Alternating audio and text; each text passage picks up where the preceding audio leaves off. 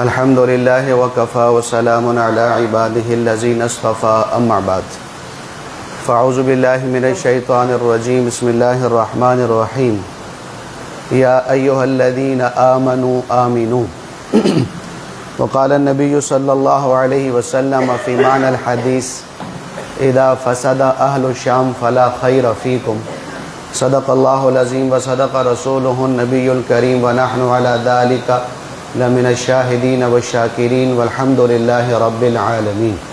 درود شریف پڑھ لو۔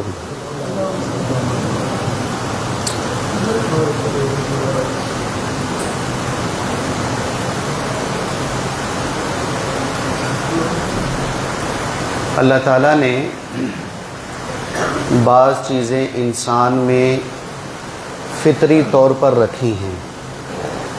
فطری طور کا مطلب کہ وہ پیدائشی وہ چیزیں انسان میں موجود ہوتی ہیں، اسے بعد میں سیکھنا نہیں پڑتا۔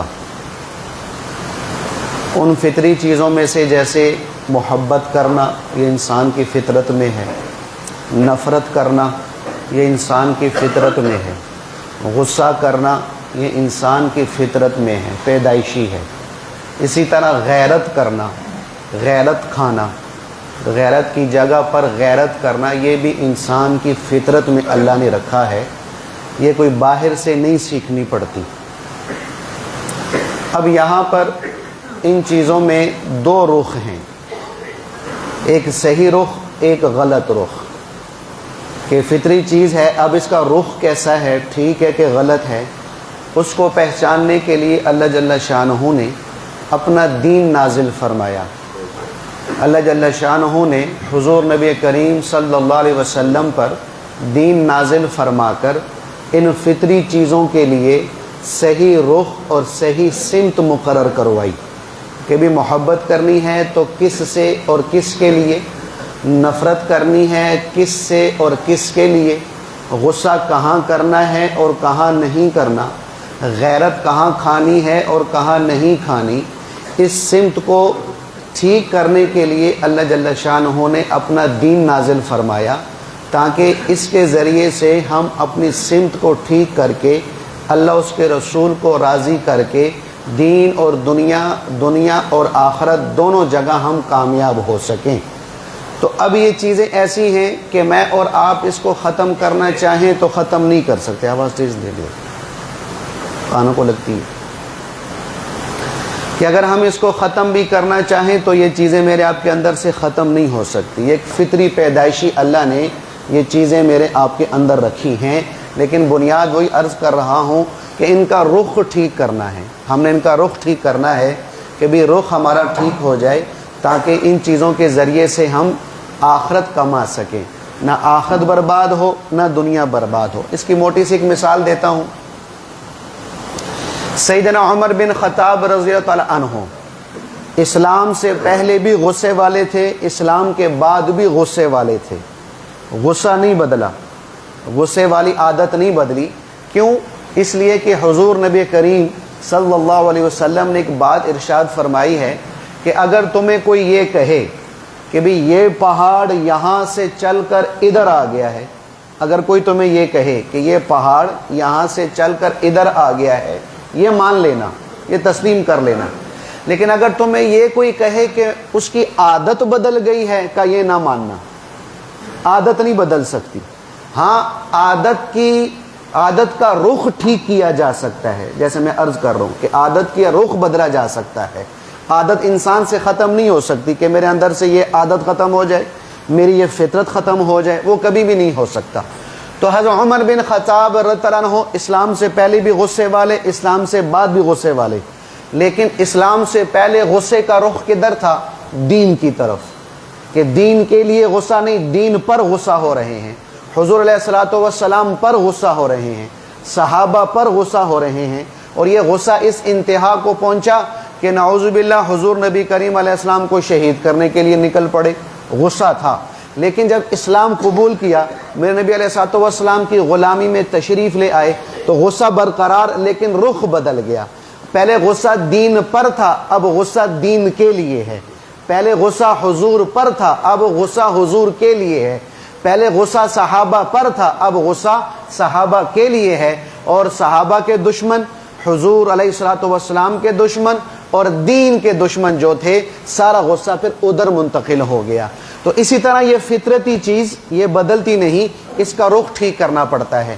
انہی فطرتی چیزوں میں سے ایک چیز ہے غیرت۔ غیرت، اب یہ غیرت کیا چیز ہے اور یہ اللہ اس کے رسول کو پسند ہے کہ نہیں ہے، یہ بخاری شریف کی حدیث اٹھا لو کتاب التوحید میں۔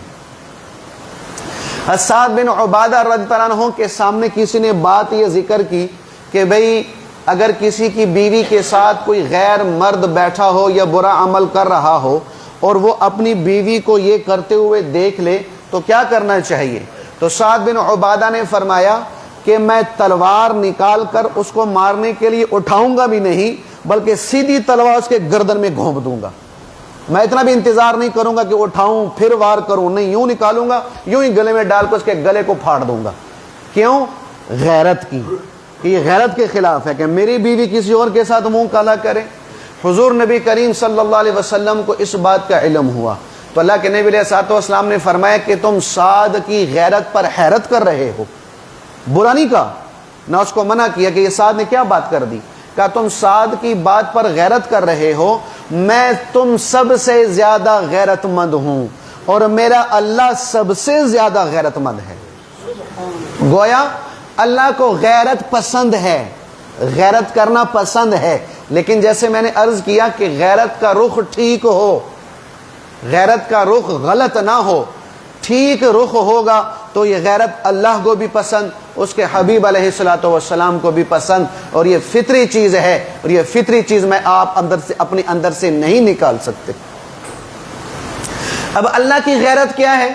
ایک تو میری آپ کی غیرت ہے نا بھائی، اللہ کی غیرت یہ ہے، حدیث میں آتا ہے کہ اللہ نے تمام حرام کام کرنا انسانوں پر حرام قرار دیا ہے، تمام گناہوں سے بچنا یہ اللہ نے مسلمان پر فرض کر دیا ہے۔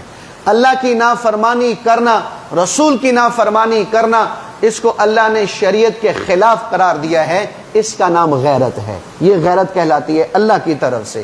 اب انہی چیزوں میں سے کہ جس پر غیرت کرنی ہے اللہ جل شانہ نے جو حرام قرار دی ہے، اس میں سے ایک چیز ظلم ہے۔ ظلم ہے کہ ظلم پر غیرت کرنا اللہ کو بھی پسند، اس کے حبیب علیہ الصلوۃ والسلام کو بھی پسند ہے۔ کیوں ظلم حرام ہے؟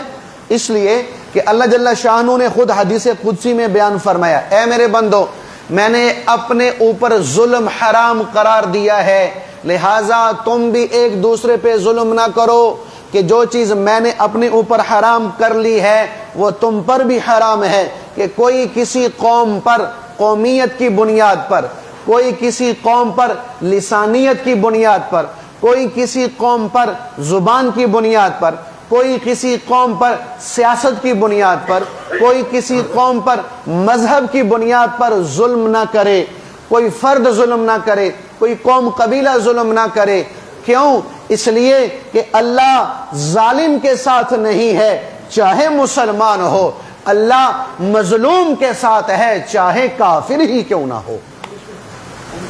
تو اللہ کی مدد ظالم کے ساتھ نہیں ہوگی، اللہ کی مدد مظلوم کے ساتھ ہوگی، اللہ کی نصرت ظالم کے ساتھ نہیں ہوگی، اللہ کی نصرت مظلوم کے ساتھ ہوگی۔ اس لیے اللہ جل شانہ نے فرمایا ظلم حرام ہے، لہذا ظلم نہ کیا جائے کہ میں نے اپنے اوپر بھی حرام قرار دیا ہے۔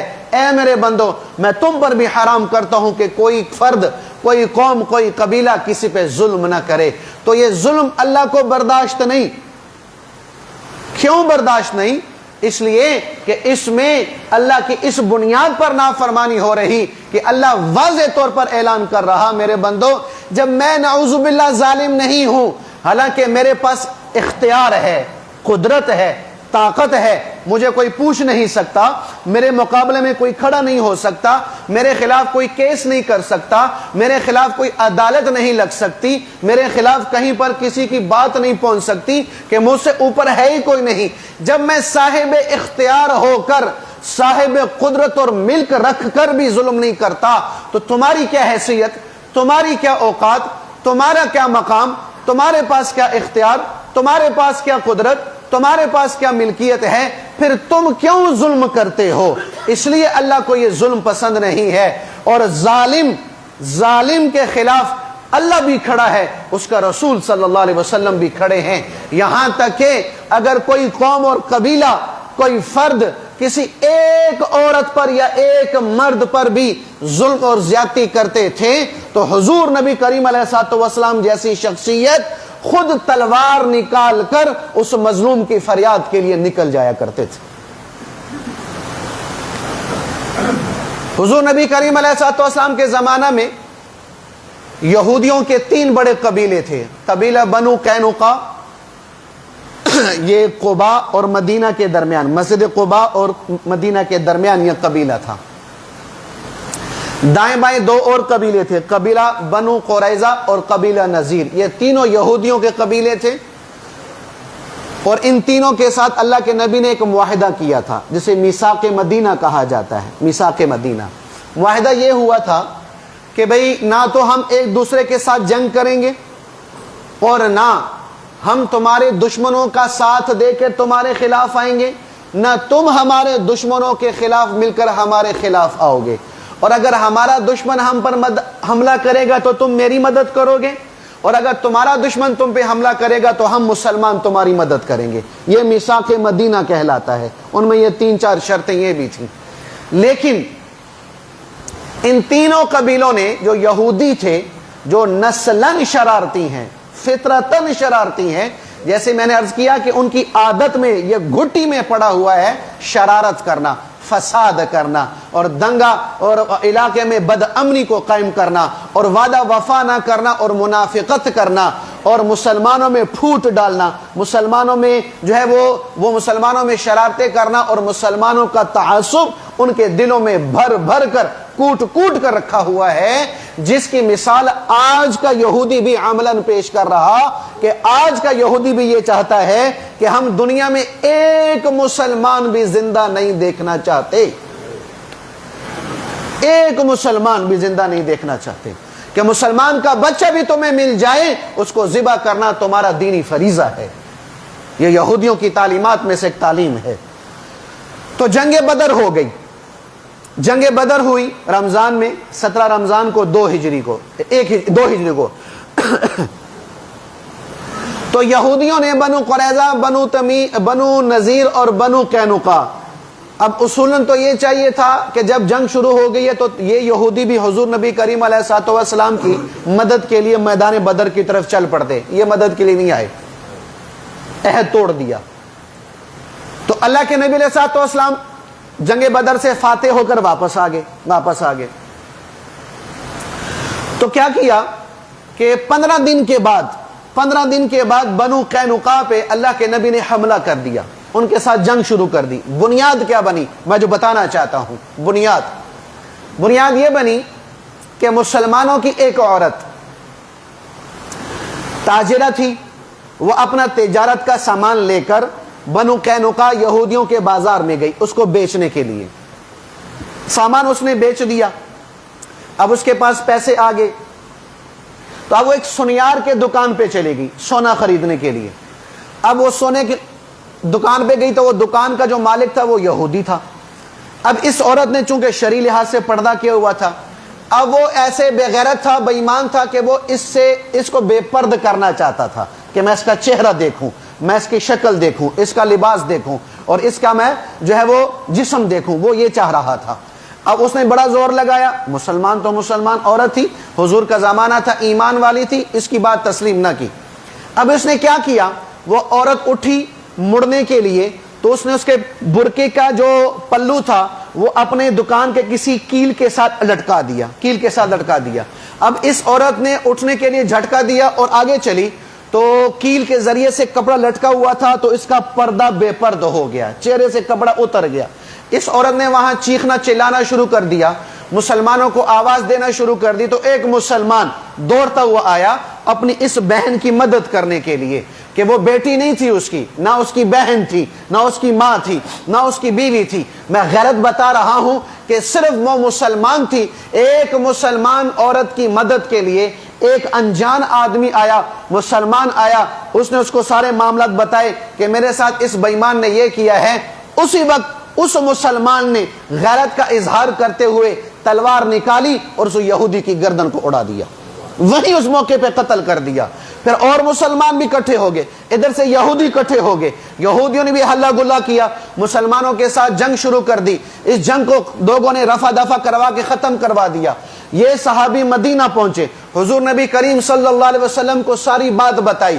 اب میں اور آپ ہوتے تو ہم کہتے لو بھائی تو نے اس کو مار دیا، ایک آدمی نے یہ کام کیا تھا، چلو کام ختم ہو گیا، کوئی بات نہیں، کوئی عزت تو نہیں لوٹی، کوئی اس کے وجود کے پرخچے تو نہیں اڑائے، کوئی اس کے ساتھ بدفعلی تو نہیں کی، اس کے ساتھ کوئی بدکاری تو نہیں کی، کوئی زیادتی نوت تو نہیں کی، کوئی بات نہیں، تو نے بدلہ لی۔ نہیں، حضور نبی کریم علیہ السلام نے مدینہ میں ایک صحابی کو اپنا نائب مقرر کیا، جتنے صحابہ مدینہ میں موجود تھے سب کو ساتھ لیا اور تلوار ننگی کی، فرمایا کہ جو میرے قوم قبیلے اور میرے ملت کی بیٹی کی عزت کو تار تار کرے گا، اس کے ساتھ بے غیرتی والا معاملہ کرے گا، پھر محمد الرسول اللہ غیرت دکھاتے ہوئے تلوار لے کر آئے گا اور ایک ایک کے وجود کے ٹکڑے کر کے تمہیں دکھائے گا۔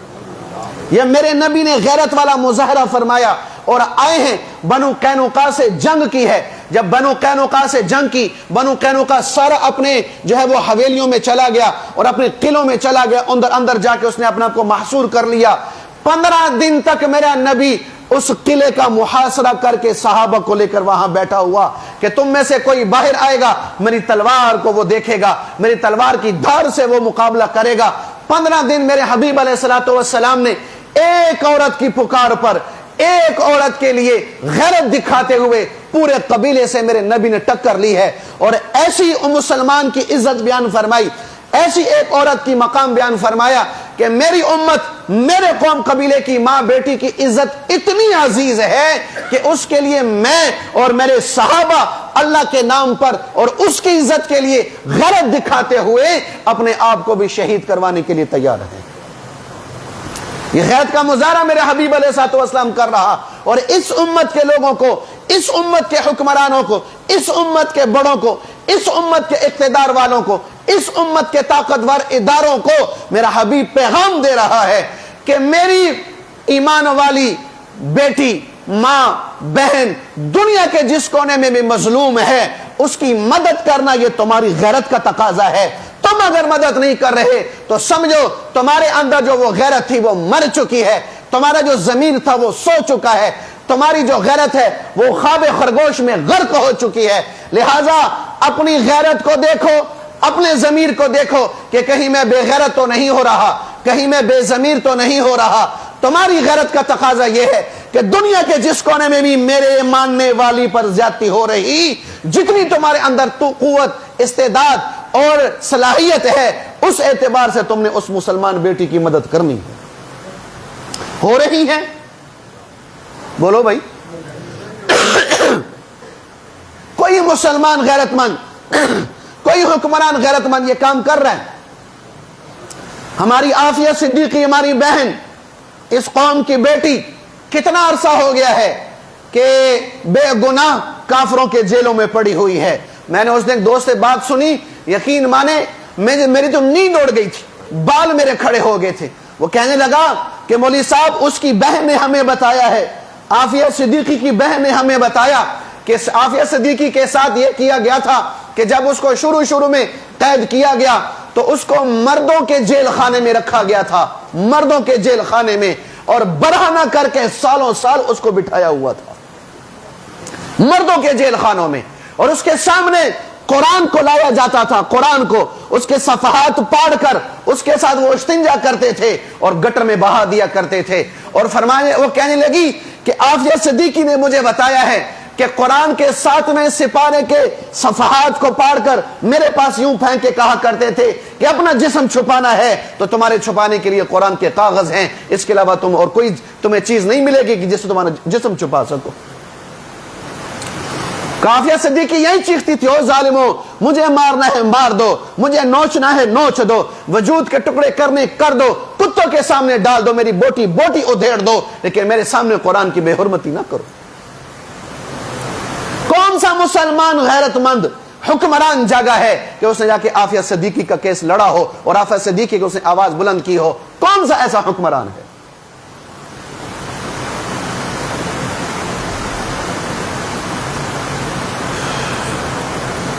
तो इसलिए ये सारी जो इस वक्त उम्मत मुस्लिमा पर मजमूई तौर पर जुल्म ज्यादती हो रही, बुनियादी वजह यह है कि भाई हुजूर अलैहिस्सलाम वाली गैरत वाली सुन्नत आज मर्द, औरत, बड़ा छोटा, आवाम और हुक्मरान सबसे खत्म हो चुकी है।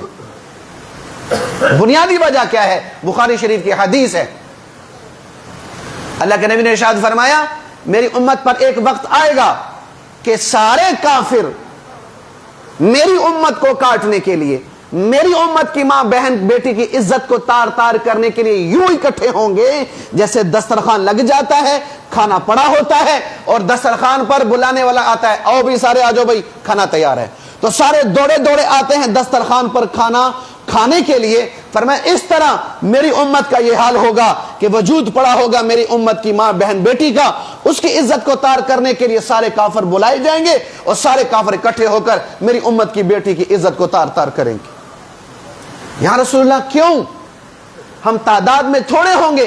कहा नहीं, तादाद में तो तुम बहुत ज्यादा होगे, फिर ये जुल्म क्यों होगा?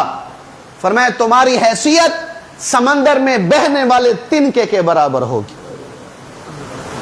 समंदर में बहने वाले तिनके के बराबर होगी। या रसूलुल्लाह ये क्यों होगा?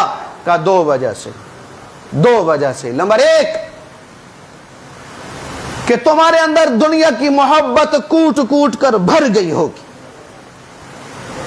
कि मेरी दुनिया ना छूटे अगर मैंने इसको नाराज कर दिया।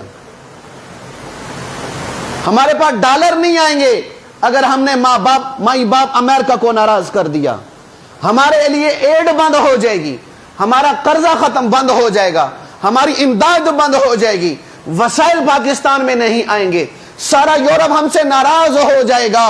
का इस बुनियाद पर तुम्हारे अंदर दुनिया की मोहब्बत घुट जाएगी कि तुम्हें अल्लाह उसके रसूल की नाराजगी का गम नहीं होगा, काफिरों के नाराज होने का तुम्हें दुख होगा कि ये काफिर हमसे नाराज ना हो जाए। अल्लाह उसका रसूल नाराज होता है, 1000 दफा नाराज हो जाए, हमें कोई परवाह नहीं है। का ये सिर्फ तुम्हारे अंदर होगी। दूसरी क्या बात फरमाया? कराहियतुल मौत, कि तुम्हें मौत से नफरत हो जाएगी, तुम्हें मरना पसंद नहीं होगा कि मैं अल्लाह उसके रसूल के नाम पर मरूं, अल्लाह उसके रसूल के नाम पर मैं कटूं, अल्लाह उसके रसूल के लिए मैं अपने आप को पेश करूं। का ये काम नहीं होगा। ये दोनों काम तुम्हारे अंदर आ जाएंगे, दुनिया की मोहब्बत और मौत को नापसंद करना। इस वजह से पूरी दुनिया का कुफर तुम पे गालिब आ जाएगा।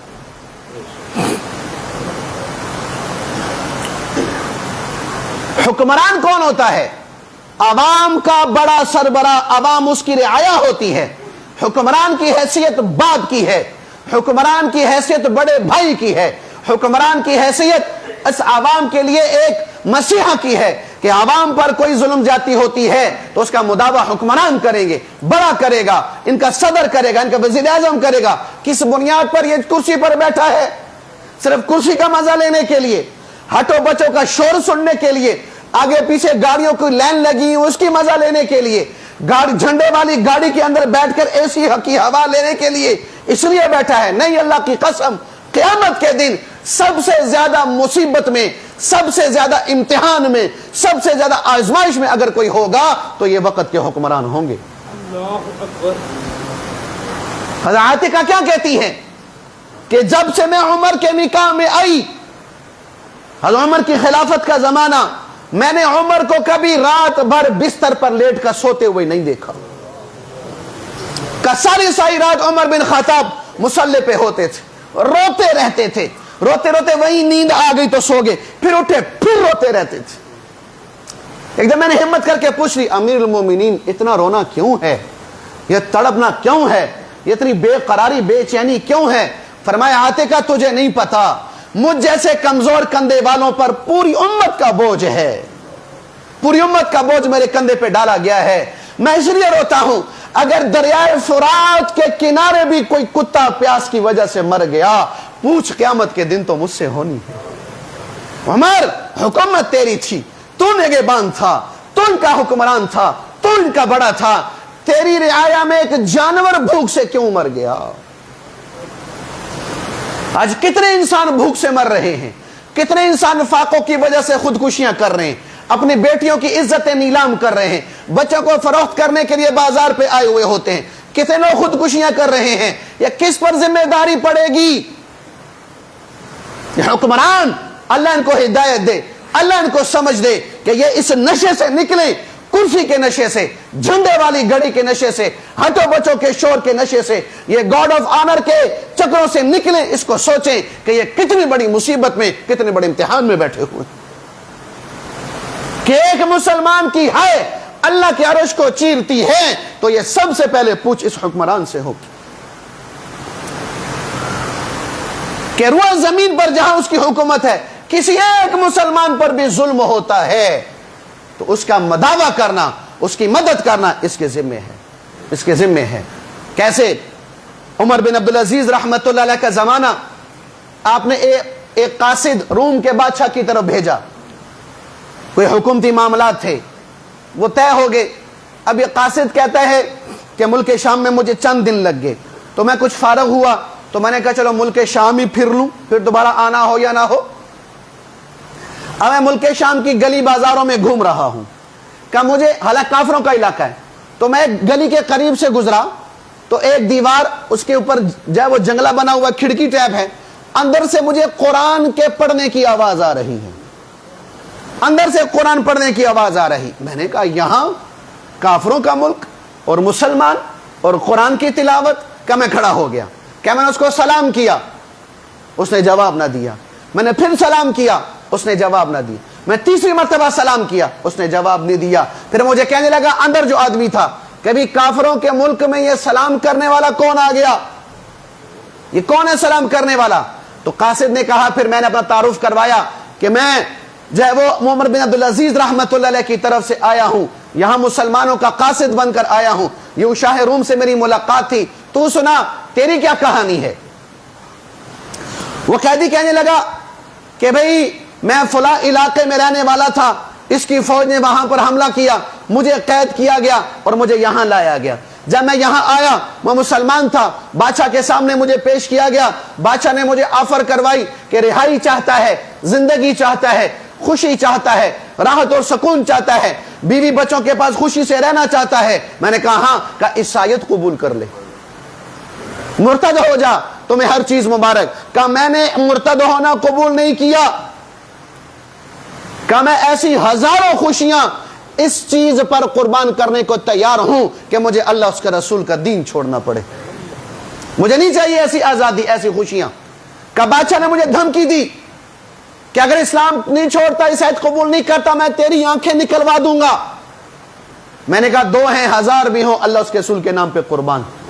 کہ اس نے سلائی گرم کی, سلائیاں گرم کی سلاخیں, اور دونوں میرے آنکھوں کے آر پار کر دی ہیں, میں آنکھوں سے معذور ہو چکا ہوں. کہ اب یہاں سارا دن چکی پیستا رہتا ہوں, گندم دے دیتے ہیں وہ پیستا رہتا ہوں, اس کے بدلے میں 1 روٹی مل جاتی ہے. میری زندگی کا یہ نظام چل رہا ہے. وہ قاصد بڑا رویا, بادشاہ کے پاس نہیں گیا, سیدھا عمر بن عبدالعزیز رحمت اللہ کے پاس آیا. کافروں کا علاقہ تھا, عمر بن عبدالعزیز کی حکمرانی اس میں نہیں شامل تھی. عمر بن عبدالعزیز کی حکمرانی ادھر تھی, عرب میں, یورپ میں, ایشیا میں, پاکستان میں, ادھر تھی, ادھر نہیں تھی. لیکن مظلوم مسلمان وہاں تھا.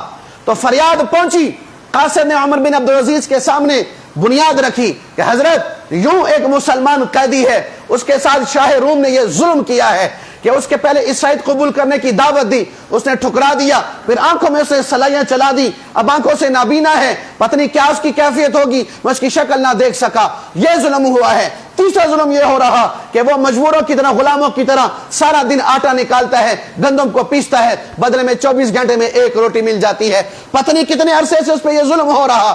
قاصد کہہ رہا تھا کہ میں عمر بن عبدالعزیز کو یہ قصہ سنا رہا ہوں. عمر بن عبدالعزیز ہے کہ اس کی آنکھوں سے پانی یوں ابلا جیسے موسلادھار بارش شروع ہو جاتی ہے. ایسا ہچکیوں سے رو رہا کہ اس کے اگلا حصہ دامن سارا آنسوں سے بھر گیا. کہ جب میری بات ختم ہوئی, کہا مجھے کاغذ قلم لا کر دو. کاغذ قلم لا کر دیا اور روم کے بادشاہ کی طرف خط لکھا. کہا اور روم کے بادشاہ, میں نے سنا ہے کہ تیرے پاس ایک مظلوم مسلمان ہے جس پر تو نے عیسائیت پیش کی, اس نے قبول نہ کی.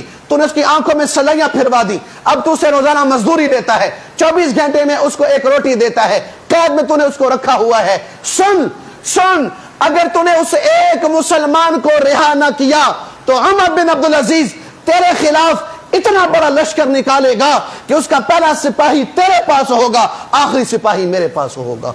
इतना बड़ा लश्कर तुझे तबाह करने के लिए, तुझे बर्बाद करने के लिए, तेरे तख्त को उल्टने के लिए और तेरी हुकूमत को अपनी जूती की नोक पे उड़ाने के लिए भेजूंगा। या जंग के लिए तैयार हो जा, या मेरा मजलूम मुसलमान उसको रिहाई दे दे। ये कासिद पैगाम लेकर पहुंचा है। बादशाह बड़ा हैरान, कहा बड़ी जल्दी वापस आ गए हो, बड़ी जल्दी वापस आ गए हो। कहा सुनो ये खत लो। खत लिया, उमर बिन अब्दुल अजीज रहमतुल्लाह अलैह का खत पढ़ा। हाँ, गैरत वाले थे, ईमान वाले थे, अल्लाह उसके रसूल के नाम पर मरने वाले थे, ना मौत को ना पसंद करते थे, ना दुनिया की मोहब्बत उन पर गालिब थी, ना किसी काफिर का रौब उन पर था। क्यों? कि इस दिल पर रौब था तो अल्लाह का, इस दौर में दिल में मोहब्बत थी तो रसूलुल्लाह की, इस दिल में ना दुनिया की मोहब्बत, ना दुनिया वालों की मोहब्बत, ना हुकूमत की मोहब्बत, ना हुकूमत वालों की मोहब्बत। हाँ हाँ, जिस दिल में अल्लाह उतर जाता है, अल्लाह की कसम वो कायनात में किसी से मरऊब नहीं होता, वो किसी से नहीं डरता, वो किसी से नहीं दबता। क्यों? अल्लाह कह रहा इसके दिल में मैं बसता हूं, और मैं अल्लाह जिसके दिल में बस जाता हूं, सारी कायनात तो उससे डर सकती है, वो किसी के सामने नहीं झुक सकता। तो उमर बिन अब्दुल अजीज के कहने पर, गैरत पर, उस शाह रूम अपने तख्त पर बैठने वाला, अपनी फौज में बैठने वाला, उसने पढ़ा, घबरा गया, का कोई बात नहीं, मैं उमर बिन अब्दुल अजीज के कहने पर इस कैदी को रिहाई कर देने के लिए तैयार हूं। कोई जुर्रत तो दिखाए ना, कोई गैरत तो दिखाए मुसलमानों में से। किस मुसलमान हुक्मरान ने या किस जर्नल ने या किस जज ने यह कहा हो अमेरिका को, ओ बदबख्त, मेरी बेटी, इस कौम की बेटी आफिया तेरे पास है, उसको छोड़, नहीं छोड़ता तो हम पूरे मुसलमान, पूरी फौज, पूरे हुक्मरान तेरे खिलाफ जिहाद के लिए खड़े हो रहे हैं, या फिर फैसला मैदान में होगा, नहीं तो हमारी बेटी को रिहा। कोई एक जुमला बोलने वाला ऐसा था? क्यों नहीं? इसलिए कि इस दिल में ना अल्लाह है ना उसका रसूल है। तो फिर अमेरिका ही माँ बाप होगा, इंग्लैंड माई बाप होंगे, इन्हीं के तलबे चाटेंगे, इन्हीं से जाके फिर हम सबक पढ़ेंगे, इन्हीं के साथ पास जाएंगे और घुटियां लेंगे और मुसलमानों पे आके फैसले करेंगे। गैरत ईमानी मर चुकी है। इसलिए आज दुनिया के कोने कोने पर मुसलमान मर्द, मुसलमान औरत, मुसलमान बच्चा मजलूम पड़ा हुआ। वो कासिद कहते हैं कि मुझे वहां 1-2 दिन लग गए। तीसरे दिन मुझे बादशाह ने बुलाया, तो मैं बादशाह के पास आया तो मैंने देखा कि बादशाह अपने तख्त से नीचे बैठा हुआ है जमीन पर, और गमगीन हाथ में गुक्का पकड़ा हुआ है। तो मैं आया, मैंने कहा बादशाह खैर तो है, तख्त से नीचे बैठे हो, चेहरे पे गम के आसार हैं, क्या हुआ, क्या हुआ?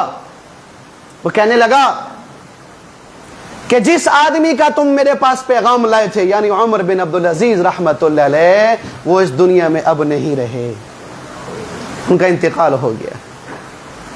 वो कासिद कहने लगा कि मुझे उमर बिन अब्दुल अजीज के दुनिया से जाने का इतना दुख नहीं हो रहा था जितना इस कैदी पे तरस आ रहा था कि अब इसका क्या होगा। अब उमर तो नहीं रहा, जुर्रत वाला, गैरत वाला तो नहीं रहा, अब ये किसकी बात मानेगा? तो मैंने कहा अब कैदी का क्या बनेगा? तो सुनो, जो मुसलमान गैरतमंद होता है, मरने के बाद भी उसका रोब अल्लाह कायम रखते हैं। सुल्तान टीपू रहमतुल्लाह अलैह जब शहीद हो गया, 3 दिन तक काफिर उसकी लाश के पास नहीं जा रहे थे कि यह अभी उठेगा फिर हमें मारेगा। 3 दिन तक उसकी मैयत के पास काफिर नहीं गया। क्यों? मुसलमान जुर्रत वाला, गैरत वाला हो, मरने के बाद भी काफिरों पर बारोब होता है। तो कासिद कहा कि अब कैदी का क्या बनेगा? वो कहने लगा उमर ऐसा शख्स नहीं था कि जिंदगी में तो उसकी बात मानी जाए और मरने के बाद उसकी बात ना मानी जाए। मेरा फैसला बरकरार है, कैदी तुम्हारे हवाले है, इसको तुम ले जा सकते हो। अब ऐसे गैरतमंद हुक्मरान कहां से लाएं? ऐसी हमीयत वाले, एक एक मुसलमान के लिए तड़पने वाला, एक एक मुसलमान के लिए आंसू बहाने वाला कहां से लाएं? कि इनको अपने पेट की पड़ी हुई है, अपनी नस्लों की पड़ी हुई है, ना कौम की खबर, ना मिल्लत की खबर, ना मुल्क की खबर, ना मुसलमान की माँ बेटी की खबर। अरे जुबान से मुजम्मती जुमला कहने को तैयार नहीं है। کہ کم سے کم ہم کافروں کو یہ تو کہہ سکیں بدبختو یہ ظلم تو بند کرو، مدد کے لیے اگر نہیں پہنچتے. یہ جملہ میری اور آپ کی حکمرانوں کی زبان پہ نہیں آ رہا. اب کس سے گلہ کریں پھر؟ ملک شام میں کیا ہو رہا ہے؟ یہ فلسطین میں کیا ہو رہا ہے؟ یہ غزہ میں، کشمیر میں، برما میں کیا ہو رہا ہے؟ برما میں تو یومیہ 70 ہزار لوگوں کو زندہ جلایا گیا ہے، زندہ جلا دیا گیا 70 ہزار لوگوں کو یومیہ. ان کو پتا ہے حکمران بے غیرت ہیں، ان کو نہیں ٹینشن، یہ نہیں اٹھیں گے. ایسی ان کو بے غیرتی کی گولی دی ہوئی ہے ہمارے مسلم حکمرانوں کو، سب سوئے ہوئے. حماس والوں کا پیغام پہنچا یہ پاکستان والوں کو، سنو بھائی، وہ کہہ رہے ہیں ہمیں پاکستانی عوام سے کوئی گلہ شکوہ نہیں ہے، یہ ہماری مدد کر رہے ہیں مال کے ذریعے سے بھی، دعاؤں کے ذریعے سے بھی، جو ان کے اختیار میں ہے وہ کر رہے ہیں. ہمارا گلہ 57 ملکوں کے مسلمان حکمرانوں سے ہے کہ جنہوں نے اپنی ایک کمیٹی بنائی ہوئی ہے اور ہمارے لیے آنا تو دور کی بات، کافروں کو پیغام بھی نہیں دے رہے، کافروں کو دھمکی بھی نہیں دے رہے، کافروں کو منع بھی نہیں کر رہے. کہ ہمارا سب سے بڑا المیہ اور سب سے بڑا دکھ اور سب سے بڑا شکوہ ان حکمرانوں سے ہے. اللہ تو ان کی مدد کر رہا ہے، میڈیا کچھ دکھاتا ہے لیکن اللہ ان کی مدد کر رہا ہے. 44,000 فوجی ہیں حماس والوں کے. کتنے بھائی؟ 44,000. اور میدان میں 18,000 ہیں، باقی ریزرو رکھے ہوئے ہیں. اور ایک بات اور بتاؤں آپ کو، اللہ اکبر، میں قربان، اللہ کے نبی نے ایمان، شام کے ایمان والوں کی تعریف کی ہے کہ ایمان ہو تو شام والوں کا، اس میں یہ غزہ فلسطین بھی آتا ہے، ایمان ہو تو یمن والوں کا. حضرت آدم علیہ السلام سے لے کر حماس کی فوج تک، اور ہو سکتا ہے کہ حماس سے لے کر قیامت تک ایسی کوئی فوج نہ آ سکے سوائے حماس والوں کے، کہ جس کے 44,000 جوان ہیں اور 44 کے 44,000 حافظ قرآن ہیں، سارے ہی حافظ قرآن ہیں. اور وہ حفظ کرتے ہی اسی بنیاد پر ہیں کہ میں نے میدان جہاد میں جا کے اللہ اس کے رسول کے نام پہ لڑنا ہے. اس بنیاد پہ وہ قرآن حفظ کرتے ہیں، اس بنیاد پر وہ اپنے بچوں کی تربیت کرتے ہیں. بچوں کی دوڑ لگی ہوئی ہے کہ میں نے حافظ بننا ہے، اس لیے نہیں کہ تراویح سنانی ہے، حافظ بننا ہے کہ میں نے میدان جنگ میں جا کے اللہ کے نام پہ شہادت کا جام پینا ہے،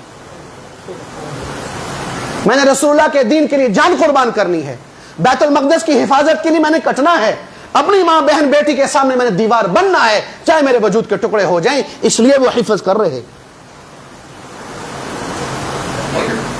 ایسی فوج قیامت تک شاید آ جائے، وہ لڑیں. پوری دنیا اس وقت حیران ہے کہ چند نہتے لوگ جن کے پاس ہیلی کاپٹر بھی نہیں، جہاز بھی نہیں، نہ ڈرون کے پاس، پوری دنیا کا وسائل اسرائیل کے پاس، پوری دنیا کا کفر پھر ان کے ساتھ اکٹھا ہوا ہے. اسرائیل کی فوج فلسطین میں، امریکہ کی فوج فلسطین میں، اور یو کے کی فوج فلسطین میں، پھر وہ نیٹو تک بنی ہوئی ہے جو افغانستان کے خلاف کٹی ہوئی تھی. سارے بے ایمان پھر کٹے ہیں، ان 18,000 کا مقابلہ نہیں کر پا رہے. اللہ صرف پاکستان والوں کا تو نہیں ہے نا جی، نہ اللہ میرے آپ کا محتاج ہے یا نہ ہمارے حکمرانوں کا محتاج ہے. اللہ تھپڑ مار رہا ہے ایک ایک حکمران کے ضمیر پر کہ وہ بغیرت ہو، تم نہیں آؤ گے تو کیا میں مر گیا ہوں، میں کہیں اور چلا گیا ہوں، یا میری قدرت ختم ہو گئی ہے، یا میں تمہارے سامنے عاجز نہیں. تمہارا امتحان تھا، تم امتحان سے فارغ ہو چکے ہو، تمہارا حساب میرا حساب قیامت کے دن ہوگا. ایک ماں کہنے لگی کہ بچے شہید ہوئے نا، کہنے لگی میرا بچہ حسن حسین سے تو عزیز نہیں تھا، اگر اللہ کے نام پہ قربان ہو گیا ہے. ایک ماں نے یوں بچہ اٹھایا آسمان کی طرف اور کہہ رہی یا اللہ اگر تو اس کی شہادت پہ راضی ہے تو میں اور بچے پیش کرنے کو بھی تیار ہوں. کہ وہ حسین کا جملہ مجھے یاد آیا جب وہ 2 سال کا عبداللہ ان کی گود میں شہید ہوا تھا، تو اس حضرت حسین نے حضرت عبداللہ کا یوں خون لے کے اللہ کی بارگاہ میں کہا تھا یا اللہ اگر تو اس پر راضی ہے حسین بھی راضی ہے. یہ وہ ایمان کی داستانیں تازہ کر رہی ہیں میری امت کی مائیں اور بہنیں، جو ہم حکمران غیرت بننے کی کوشش کر رہے ہیں جو ہے نہیں، ان کی غیرت کو جھنجھوڑ رہے ہیں۔ چلو بھئی، یہ تو حضور کی بات ہوگی، تابعی کی بات ہوگی۔ اب ایک ایسے شخص کی بات کرتا ہوں، آخری بات۔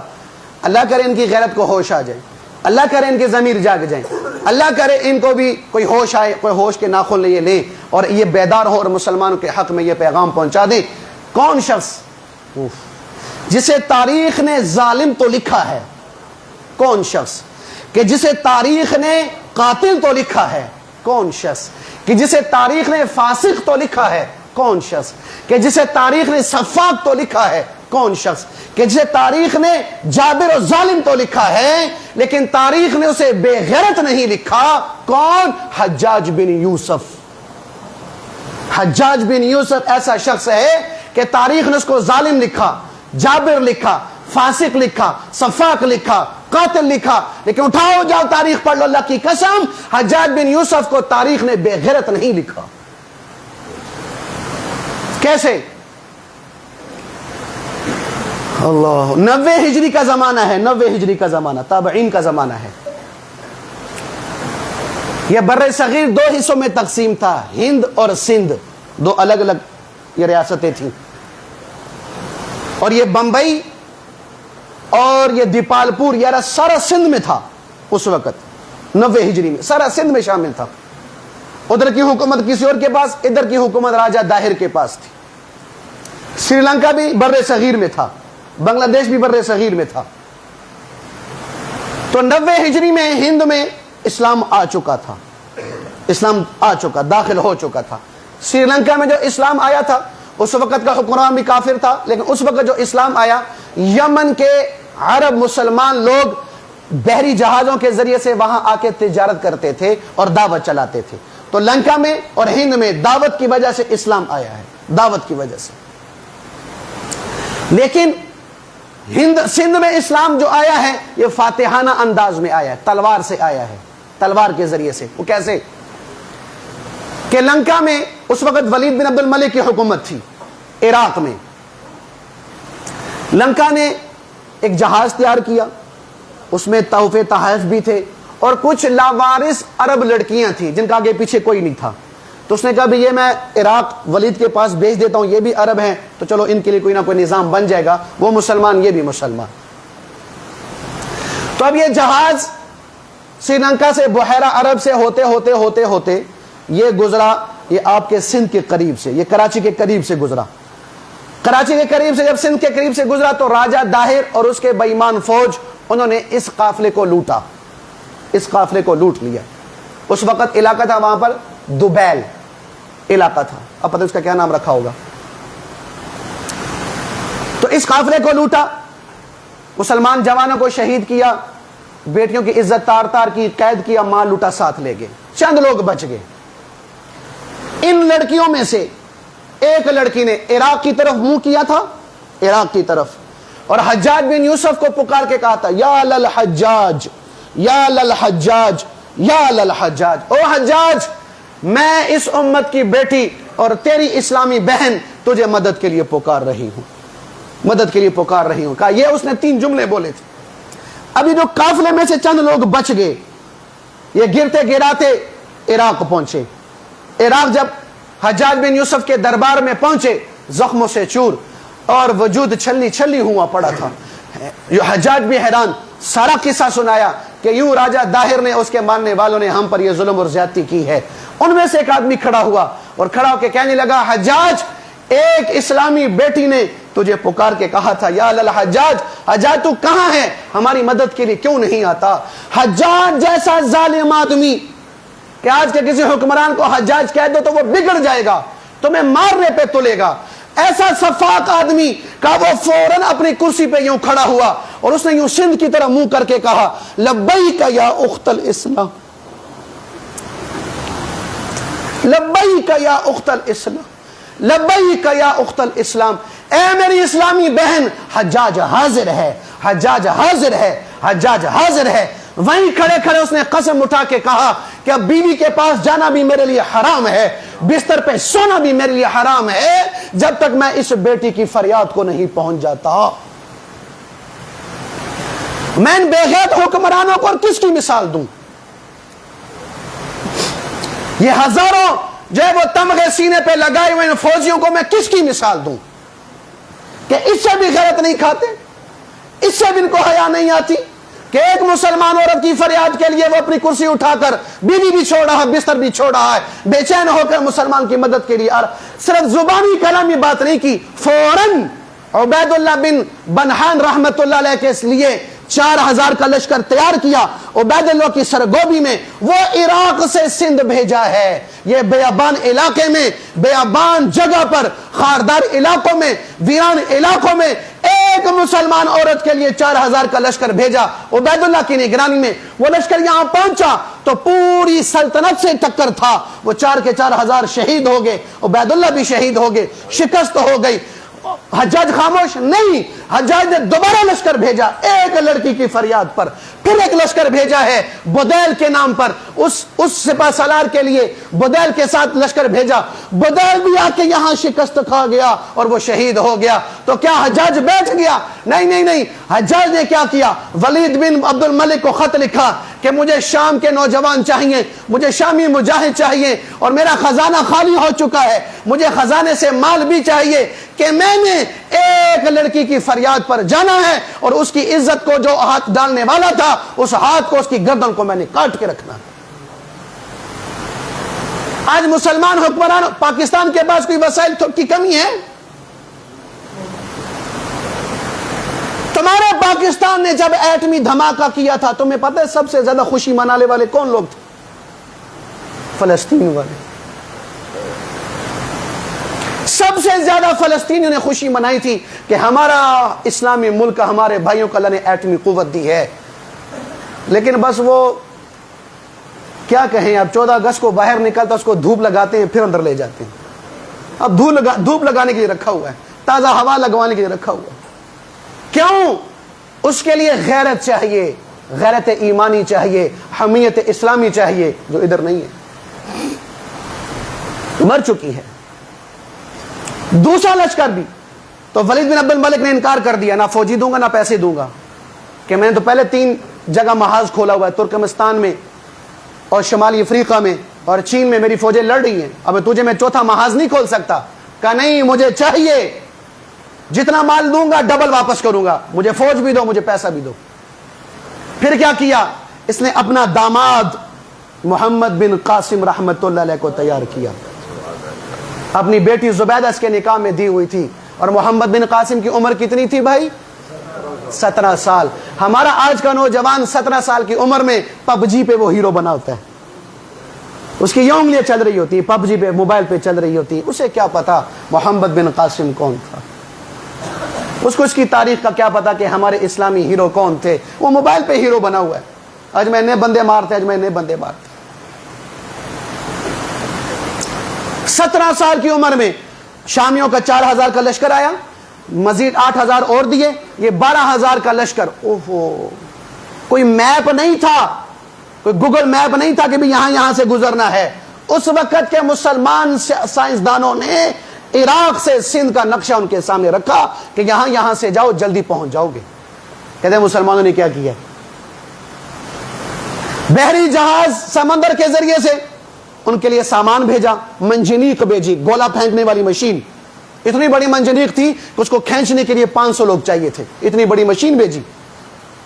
اب ذہن میں رکھنا یہ سارا کام کس کے لیے ہو رہا ہے؟ ایک بیٹی کے لیے۔ پوری حکومت داؤ پہ لگائی ہوئی ہے، پورے اسلام کے مجاہد داؤ پہ اپنا داماد بیٹا داؤ پہ لگایا ہوا ہے۔ 12000 کا لشکر لے کر یہ پہنچا۔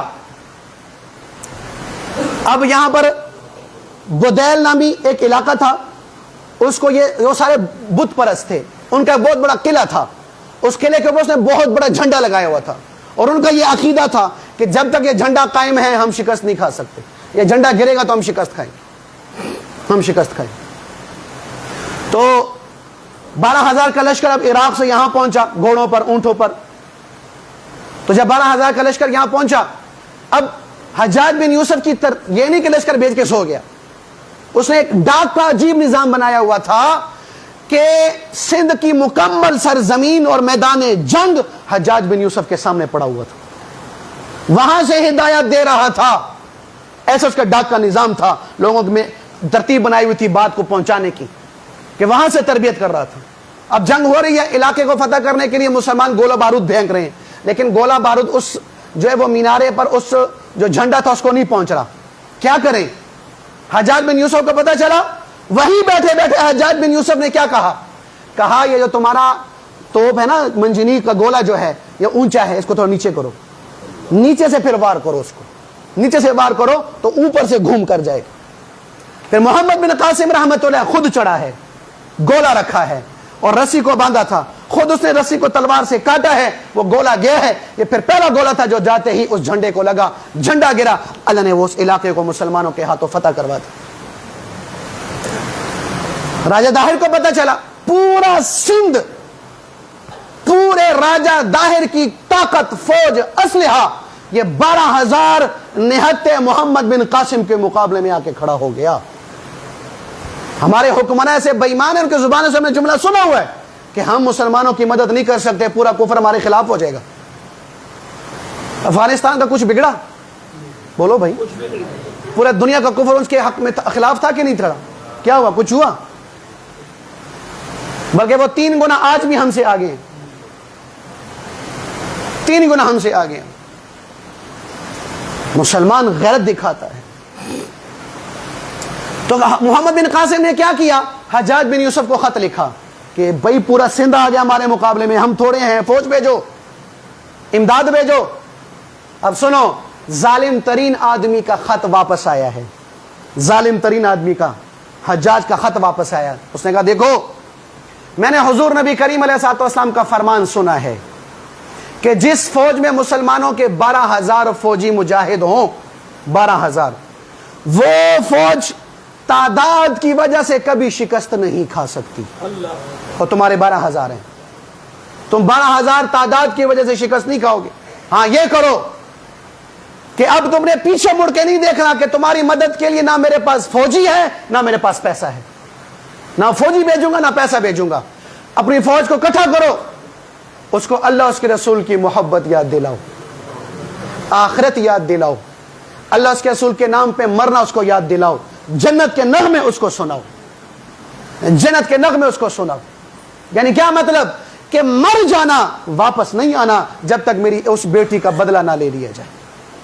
محمد بن قاسم نے پھر کیا، پھر یہ روڑی جو سندھ کے قریب روڑی آتا ہے، یہاں پر دریا سندھ پھیل جاتا ہے، اس کو کراس کر کے پھر راجہ داہر کے ساتھ جنگ ہوئی ہے، مسلمانوں کو اللہ نے فتح دی ہے، کافروں کو اللہ نے بھرا غرق کیا ہے، راجہ داہر بھی قتل ہوا ہے. بنیاد کیا بنی؟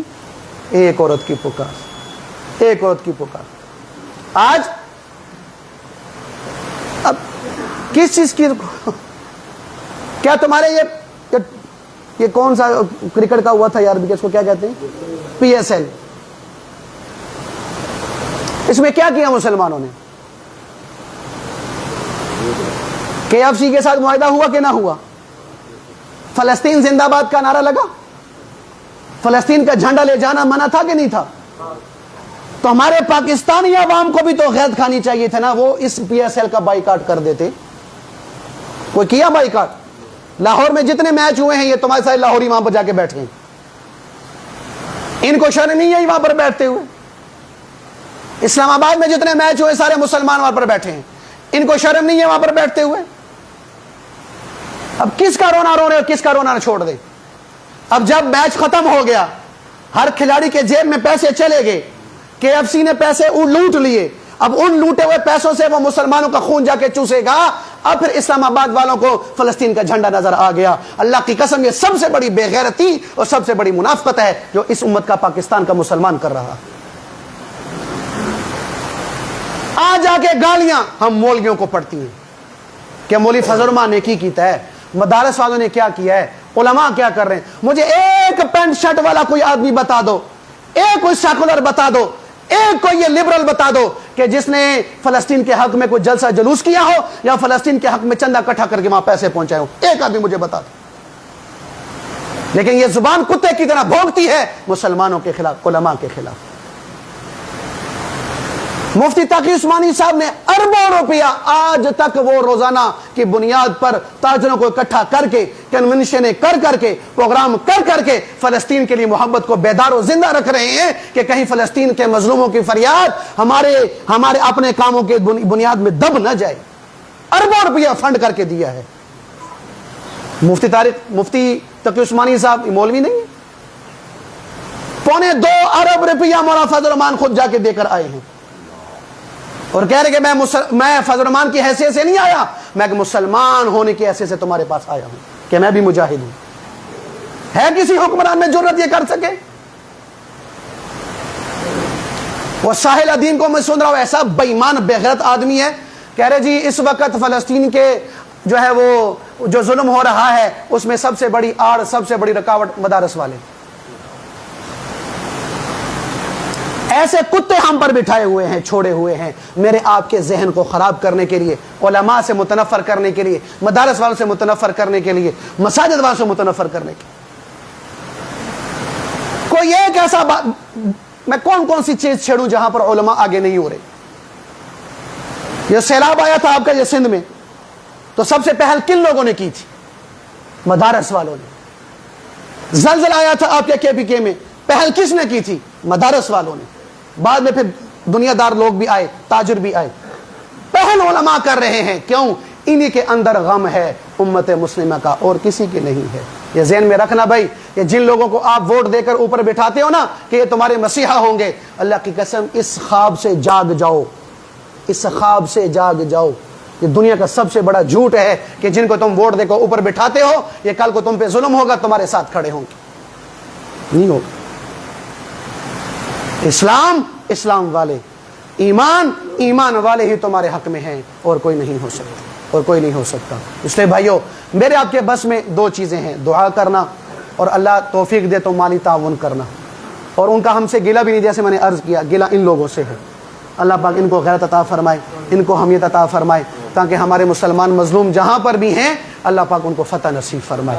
اللہ کی بارگاہ میں عمل کی توفیق دے. اچھا